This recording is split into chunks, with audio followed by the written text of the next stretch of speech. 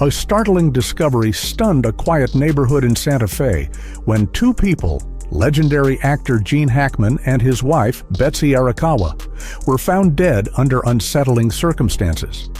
They'd lived off the grid for years, nearly forgotten by the outside world, but what authorities stumbled upon inside their home suggested far more than a simple tragedy of old age. Today, we'll unravel the disturbing final days that led to their grim demise and why countless questions still remain unanswered. On February 11th, Betsy Arakawa dropped by a local grocery store, greeting the cashier with her usual warmth. Nothing appeared unusual. She was cheerful, even exchanged a few jokes about the chilly weather. The next day came and went without a single sighting of her. Meanwhile, on February 13th, a neighbor glimpsed Gene Hackman taking one of his familiar walks down the dusty road by their Santa Fe property. Even at 90, he maintained this slow but consistent daily exercise routine. Neighbors were used to these brief appearances, a nod, a polite smile, then a retreat into seclusion. No one suspected anything out of the ordinary, but after that day, neither of them emerged. Their mailbox started filling up, yet no one checked it. The porch light never flickered on at night. Friends or distant relatives, if they tried to call, found the phone going unanswered. However, in a place like Santa Fe, where privacy is often respected, such silence didn't immediately spark alarm. It wasn't until February 26th that authorities arrived to conduct a welfare check requested by a concerned relative who hadn't heard from them in weeks. What they uncovered upon entering the house was chilling. Betsy lay lifeless in bed, covered neatly by a blanket, while Gene was found collapsed near the front door. The immediate question was whether this was simply a case of two elderly people passing away in quick succession. But the deeper investigators looked, the more details emerged that made the whole situation deeply unsettling. The interior seemed frozen in time. A glass of water stood untouched on a living room table. A book remained open as if its reader had stepped away just for a moment, and a thin layer of dust coated many surfaces, suggesting no one had tidied up in days. The coroner's report identified a rare virus as the culprit behind Betsy's passing. It's an illness commonly found in parts of the southwestern United States, often carried by rodents, and easily mistaken for a run-of-the-mill cold until it abruptly turns lethal. Investigators deduced that Betsy likely either ignored her symptoms or never realized the severity of what she had contracted. No medical appointments or hospital visits were recorded in the days leading up to her death. Even more perplexing was that Gene tested negative for the same virus, suggesting it may have struck Betsy too swiftly to spread. Yet the real heartbreak rests in how it all might have happened. If Betsy began feeling ill at home, she may have dismissed it as a passing flu. Without outside intervention, and with Gene's own mental condition deteriorating, her situation could have escalated from mild discomfort to fatal respiratory failure, almost unnoticed. Gene Hackman had been diagnosed with mild Alzheimer's. He was still functional enough to stroll around the neighborhood, but his daughter noted he often forgot simple tasks or repeated the same questions. Betsy had been the steady hand, ensuring he stayed on track. Now, with Betsy gone, he may have had no real understanding of what was happening around him. From February 13th until the day the authorities entered, the Hackman home went silent for roughly 7 days. No visitors, no phone calls answered, no signs of life. Neighbors, accustomed to the couple's privacy, thought nothing of it.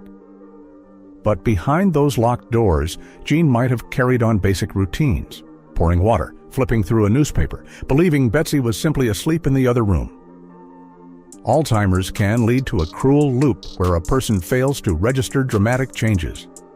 If Gene was feeding himself or attempting to maintain a sense of normalcy, he may have been wholly unaware that Betsy had passed away.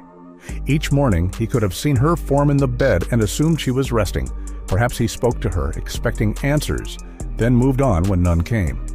This period, an entire week, remains one of the most haunting aspects of their story.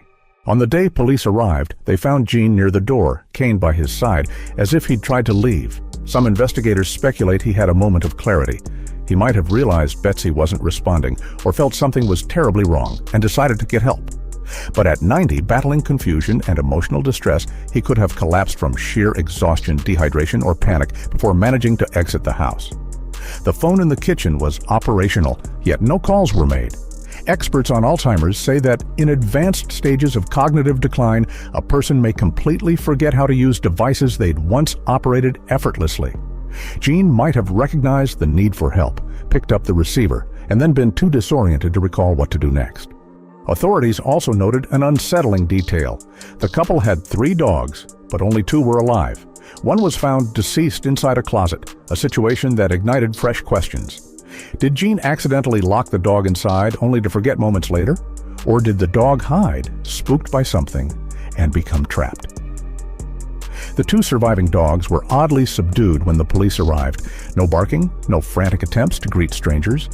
It was as though they too had been through a prolonged state of stress and confusion. Each unresponsive detail formed another puzzling layer, making it hard to determine exactly what Gene's mental state was during those final days. Almost immediately, rumors surfaced about unusual noises heard by neighbors on the night Betsy may have died. Loud bangs or even faint screams. Some brushed these claims off as overactive imaginations. Others insisted they heard something distinctly alarming. While no forced entry was found, local gossip fed the theory that foul play might have been involved.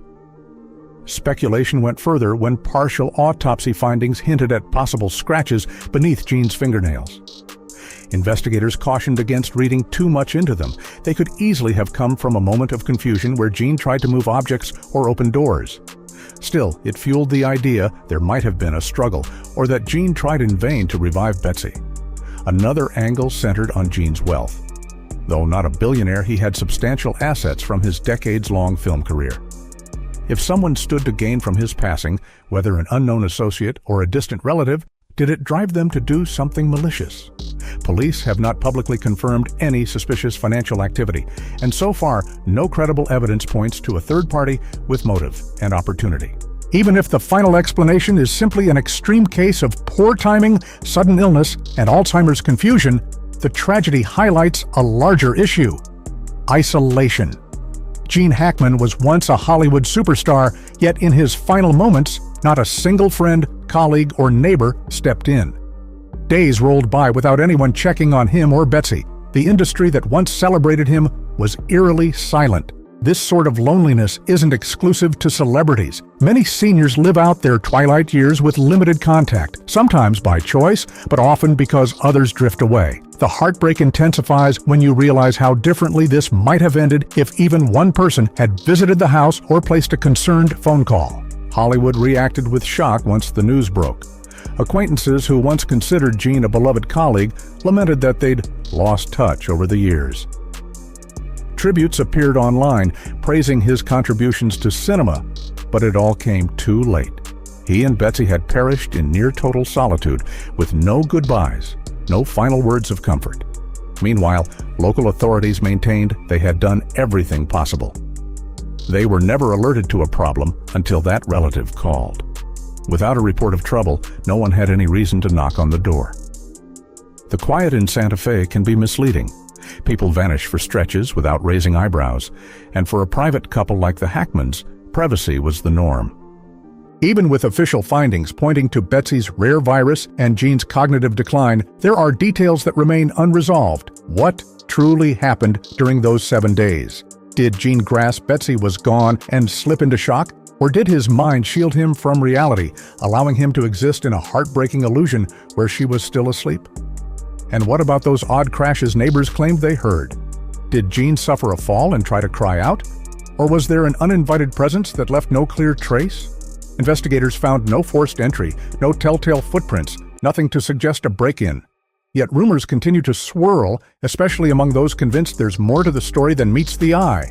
Ultimately, whether this tragedy was purely medical or tinged with darker elements, it exposes the fragility of our final years and how quickly life can unravel when people are left to handle everything alone. Gene Hackman lived long enough to see an incredible career and earn widespread acclaim, only to fade from public consciousness. Betsy, by his side, also vanished without the world noticing. Their last days were drowned in silence, and it took nearly 2 weeks for anyone to realize something was wrong. The entire ordeal leaves a sobering reminder. Check on your loved ones, your neighbors, and especially those who seem to exist at the margins. A simple phone call or knock on the door might save a life when circumstances take a sudden turn for the worst. No matter how independent someone appears, no one is invincible in the face of sudden illness, confusion, and total isolation. In the end, many mysteries might remain forever locked behind that front door in Santa Fe. For some, the official explanation, Betsy felled by a deadly virus and Gene undone by confusion, is enough. Others can't shake the feeling there was more to it, though no concrete evidence has surfaced to prove foul play. What stands above all is the profound sense of loneliness surrounding their final days. A legendary actor and his wife passed away, side by side, without the world so much as noticing. Only after the fact did shockwaves ripple through Hollywood and the community at large. Perhaps that's the darkest aspect of all, realizing how easily someone's final moments can slip by with nobody there to help or even bear witness. What do you think? Was this simply a heartbreaking series of events that no one could have prevented, or does an unseen element still lurk in the shadows?